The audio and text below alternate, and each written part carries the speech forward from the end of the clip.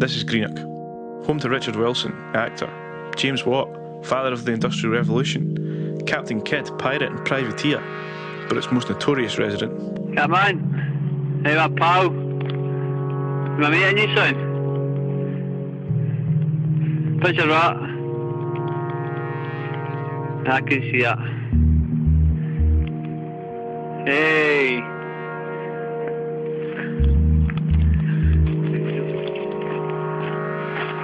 Come, I'm not getting food for you. I've no food. How are we getting food for you? Young people all over the town share this video on their mobile phones. Many people tell stories about Catman, and many say that they've seen him. Like a lot of young people in Greenock, I've heard stories about Catman for years. I've heard that he's a Russian sailor that came off a boat in the 70s and sleeps rough. I've heard that he eats rats and lives in secret tunnels underneath the town. I've heard that he scares young people at night as they walk through this lane. I've heard that a local gang broke his legs and now he can't walk. But what about the video? Is it real? Are any of the stories real? I was determined to find out. My first stop was the local police. Surely they would have some information on Catman. But no one would talk on camera. The official line was that no crime had been committed, so they didn't seem interested. A local police official said to a national newspaper a few years ago that, if it's true, it makes a good story. Maybe people on the streets could tell us more. Some people go up and throw rats at them and stuff like that, and apparently eats them, stuff like that. Eats them off the ground. They can't walk or anything like that. Just sort of crawls about. I heard that somebody did something to his legs so he can't walk. People battered him when he was... And he's not meant to have a tongue either. And he crawls, he doesn't walk. We've never seen him. I've seen all the videos of him on YouTube and stuff like that. And I've seen the MySpace as well. It's just the guy is bald and has this big beard, so he just looks like a Russian sailor or something like that, and he's just crawling about eating rats and stuff. So I could be white, it's fake though. It could be fake though. too overdone.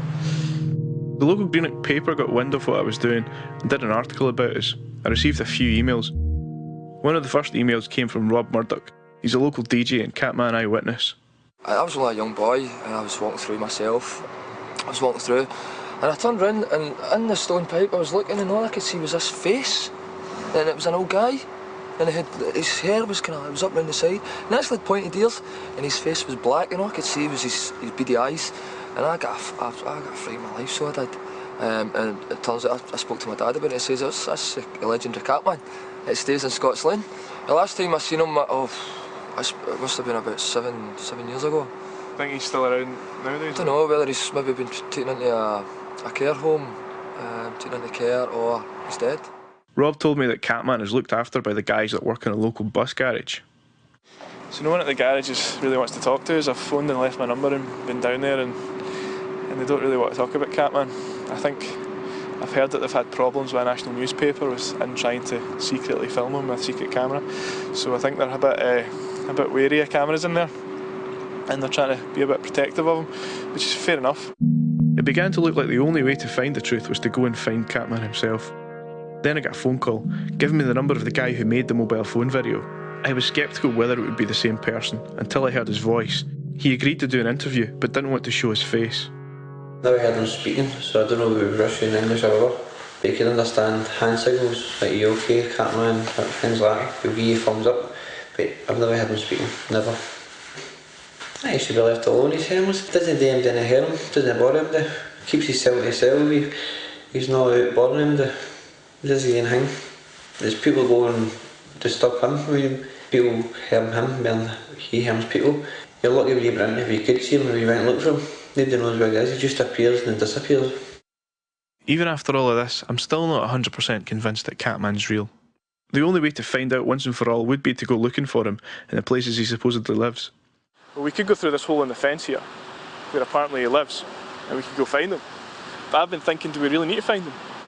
Back when I started this film, I posted some information on a local internet forum asking people if they knew anything about Catman. This is one of the replies that I received. If you make a film, more of the curious will go and visit the circus. Most people can't cope with the stress of attention, never mind a man who's decided society wasn't for him. As I said to the reporter prowling around Scott Street a few years back, leave the man alone. The people here seem to stick up for him and seem to really care about him, even though they can't prove if he exists or not. So maybe the point of this film at the end isn't to actually find him, it's just to tell the story.